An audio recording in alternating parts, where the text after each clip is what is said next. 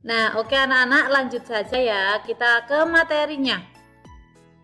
Kita belajar tentang daur air atau proses terjadinya hujan.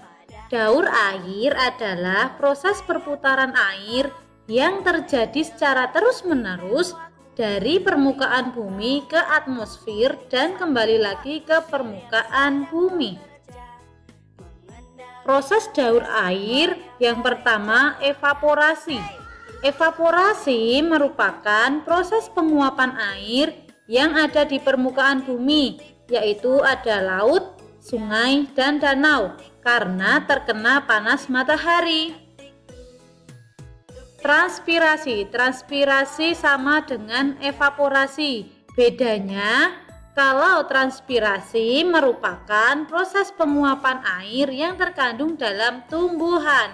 Jadi kalau evaporasi itu dari air laut, danau, dan sungai.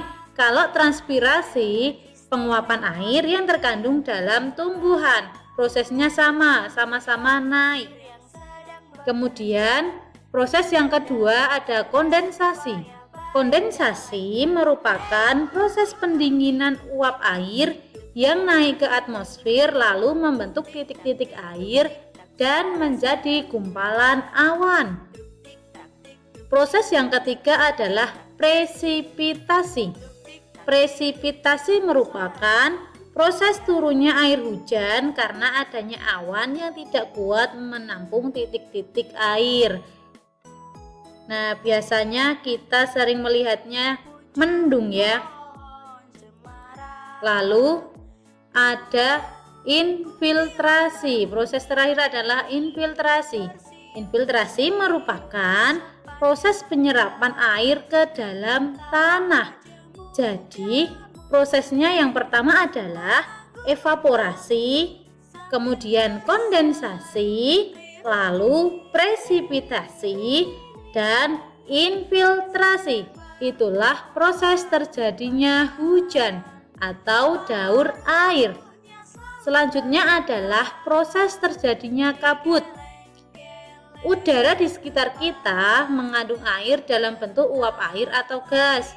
Udara yang terkena panas matahari akan menjadi hangat.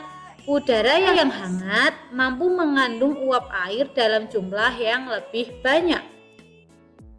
Kemudian, ketika terkena udara dingin pada sore atau malam hari, maka uap air yang ada di udara akan mengembun dan membentuk titik-titik air. Titik-titik air ini sangat ringan sehingga dapat melayang di udara. Titik-titik air tersebut berkumpul dan membentuk seperti awan. Itulah proses terjadinya kabut. Kalian bisa perhatikan ya pada layar, itu adalah contoh gambar kabut. Nah, yang terakhir adalah proses terjadinya embun. Titik-titik air pada kabut yang naik ke atas dan menjadi awan.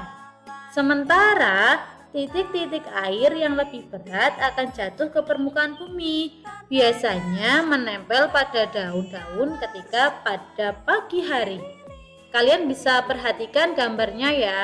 Di layar ada gambar embun yang menempel di permukaan daun. Oke anak-anak.